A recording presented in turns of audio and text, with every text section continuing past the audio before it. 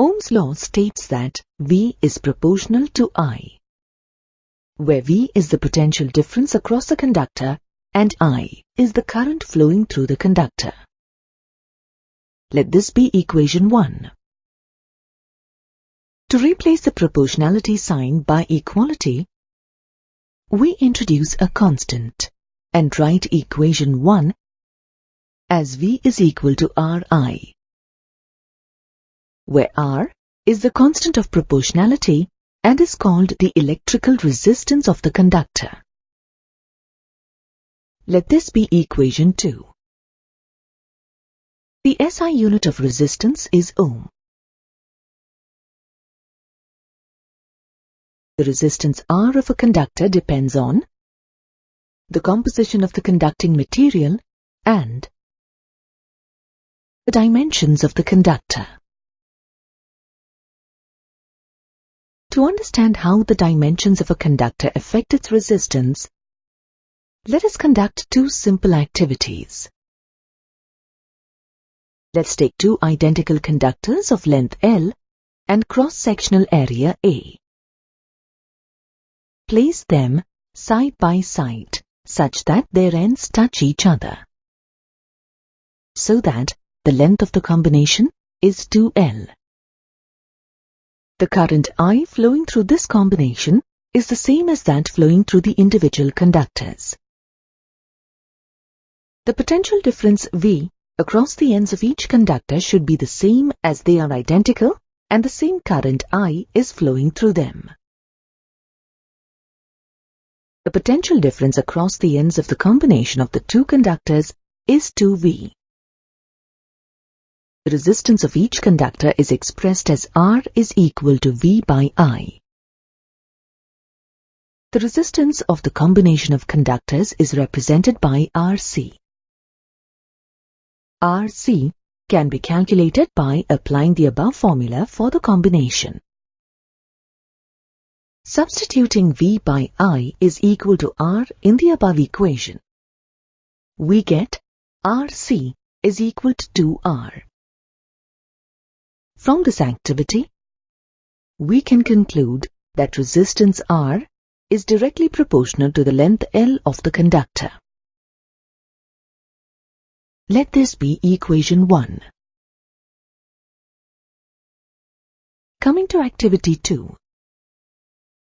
Let us divide the conductor into two by cutting it lengthwise so that it can be considered as a combination of two identical conductors of length L, but each having a cross-sectional area of A by 2. The potential difference applied across the two conductors is V. If I is the current through the combination of the conductors, then the current flowing through each conductor is I by 2. Then, the resistance of each conductor is obtained as equal to 2R. From this activity, we can conclude that having the area of cross-section of a conductor doubles its resistance. Generalizing, we can write resistance R of a conductor is inversely proportional to its cross-sectional area A. Let this be equation 2.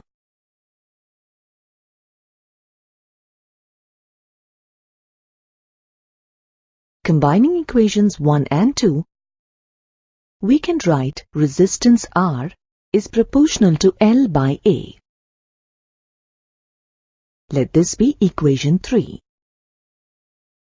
Replacing the proportionality sign with equality, we can write equation 3 as R is equal to rho into L by A. Let this be equation 4, where rho is the constant of proportionality, which depends on the material of the conductor and is called resistivity. Substituting equation 4 in Ohm's law, we get V is equal to I into rho into L by A. Let this be equation 5.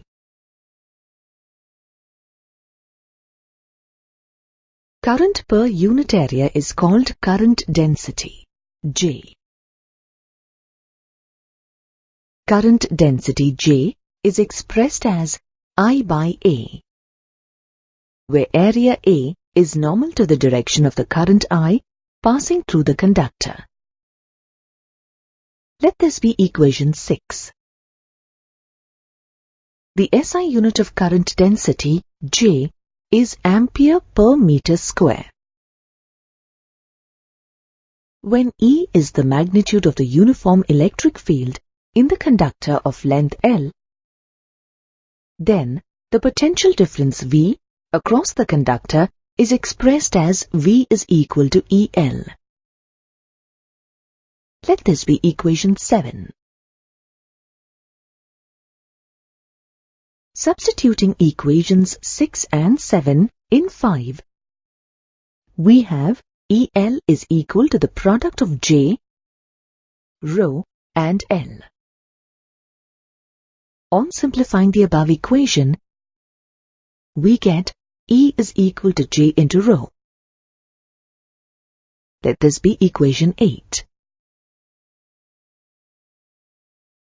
The above equation can be written as J is equal to E into 1 by rho. Substituting 1 by rho is equal to sigma in the above equation, we get J is equal to E into sigma, where sigma is the conductivity of the conductor. This equation is the equivalent form of Ohm's law.